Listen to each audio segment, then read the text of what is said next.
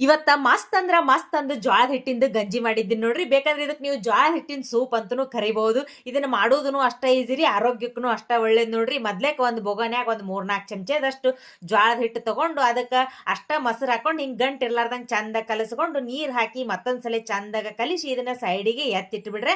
ಆಮೇಲೆ ಒಂದು ಕಡಾಳಿಗ್ಯಾಗ ಒಂದು ಚಮಚದಷ್ಟು ತುಪ್ಪ ಹಾಕೊಂಡು ಅಲ್ಲ ಬೆಳ್ಳುಳ್ಳಿ ನಿಂಗೆ ಸಣ್ಣಗೆ ಹೆಚ್ಚಿ ಈ ತುಪ್ಪದಾಗ ಫ್ರೈ ಮಾಡಿದ್ಮೇಲೆ ನಿಮಗೆ ಬೇಕಾದ ತರಕಾರಿ ಇದ್ರೊಳಗೆ ಹಾಕೋಬಹುದು ನೋಡ್ರಿ. ಇಲ್ಲಿ ನಾನು ಬೀನ್ಸ್ ಮತ್ತೆ ಗಜ್ರಿ ಹಿಂಗ್ ಸಣ್ಣಗ ಕಟ್ ಮಾಡಿ ಹಾಕೊಳಕೊಂತೀನಿ. ಇದು ಸ್ವಲ್ಪ ಅರ್ಧ ಫ್ರೈ ಆದ್ಮೇಲೆ ಉಪ್ಪು ಹಾಕೊಂಡು ಮತ್ತೊಂದ್ಸಲ ಚಂದಾಗ ಹಿಂಗ ಕೈ ಆಡಿಸ್ಕೊರಿ.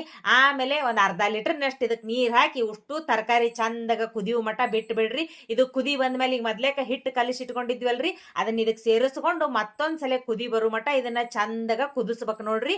ಆಮೇಲೆ ಲಾಸ್ಟಿಗೆ ಇದಕ್ಕೆ ಕಾಳ ಮೆಣಸಿನ ಪುಡಿ ಹಾಕ್ರಿ, ಅದರಿ ಬ್ಲ್ಯಾಕ್ ಪೆಪ್ಪರ್ ಪೌಡರ್ ಹಾಕಿ ಮತ್ತೊಂದ್ಸಲ ಪೂರ್ತಿ ಕುದಿ ಬಂದ ಮೇಲೆ ಲಾಸ್ಟಿಗೆ ಒಂದು ಹೋಳ್ ನಿಂಬಿ ಹಣ್ಣು ಹಿಂಡಿ